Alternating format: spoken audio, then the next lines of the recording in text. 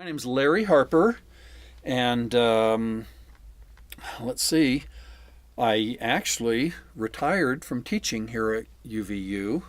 Taught here for about 40 years. 40 years. 30 years. 40's on my mind.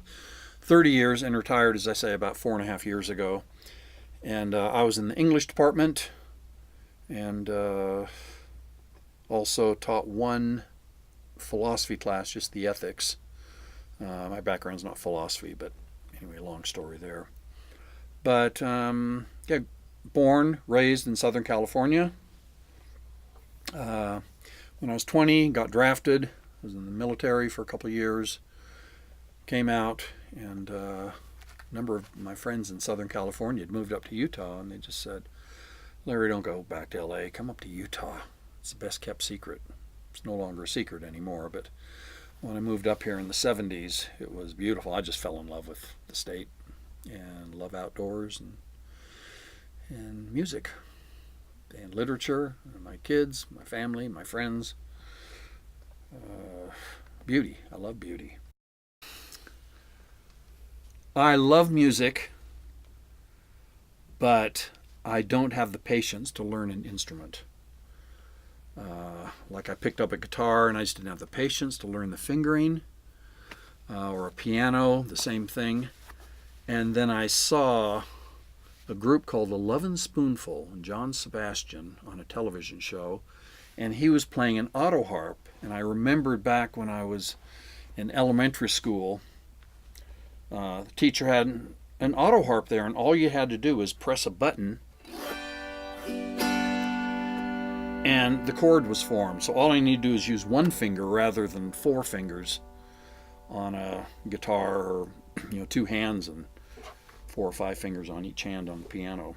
So it just looked like that's an easy thing to play. So I picked it up more than 50 years ago. My parents got me one for Christmas, and been playing ever since. And this is about the fourth auto harp I've had. Okay, probably the most profound musician was Bob Dylan. I think I'm not unique in that. But I remember in high school, I'm 71 years old yesterday, so I've been around for a while. But I remember in high school hearing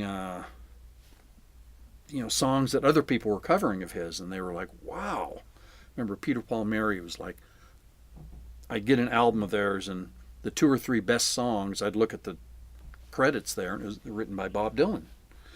And then when I heard, I remember one evening a friend brought over a couple Bob Dylan albums, The Times Are Changin', The Freewheelin', his second and third albums.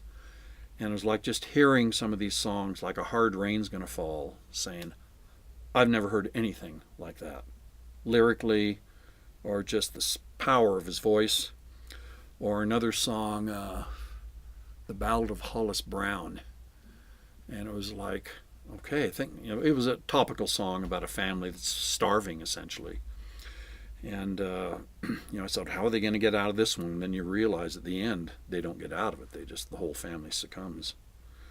Or a song like With God on Our Side that was kind of just presenting a different history of the United States than what you hear in junior high and high school. Of everything's not like what they say. And so that, and then when he, the next 3 albums, it was just like each album just pushed it even further, what he was doing lyrically and experimenting with composition. And then of course, Beatles were huge. People that I listened to more recently, auto harp players. There's a guy, Brian Bowers, another one, Harvey Reid, Mother Mabel Carter. Those are the auto harp players that I'd listen to and say, oh, you don't have to just pick, strum. You can actually start picking melodies and things like that. John Prine, I think, is a national treasure. Pete Seeger.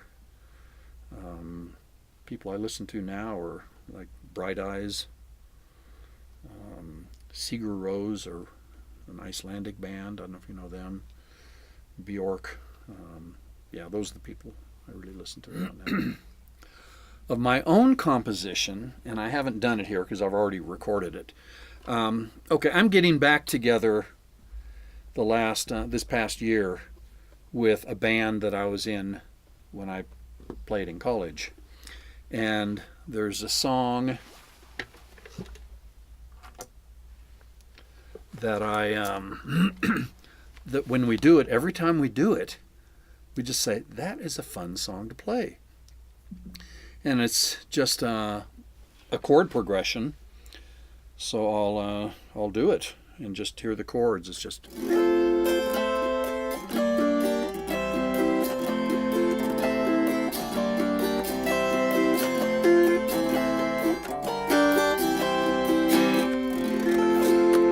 So that, we just say, wow, that's a nice little progression, chord progression. And it's kind of a sappy, sentimental song that I wrote kind of as a joke, but now, we're really enjoying playing it. Of my own, that's probably favorite one right now, but it's always changing and fluid.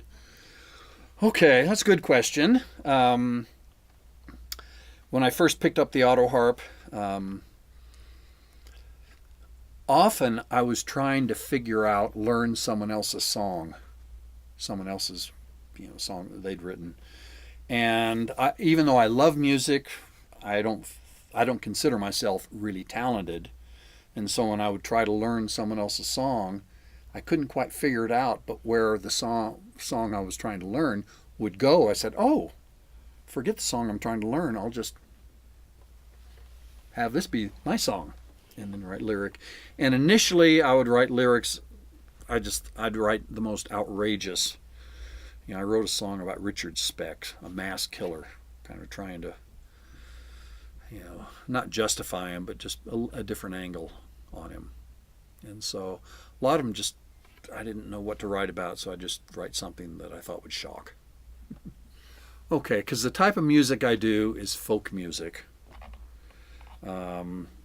Which is different. I think of, people I'd like to see is different than who would I like to open for? Boy,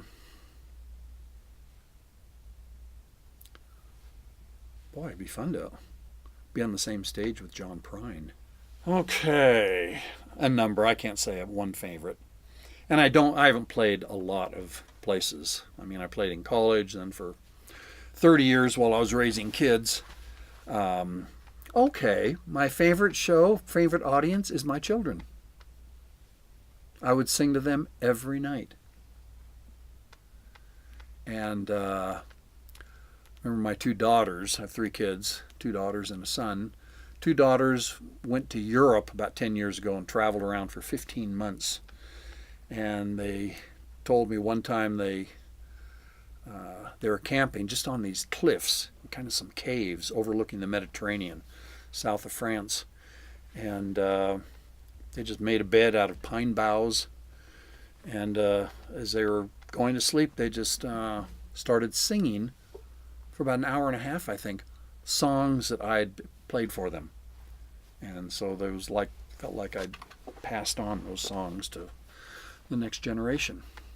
So they're probably my favorite audience. There have been a number of shows that are memorable. As I said, I'm 71. A year ago, on my 70th birthday party, I got the band together, and we played at the Quarry climbing gym. And it was the first time we'd played in about 40 years. It was fun just to get together, and just a very generous audience.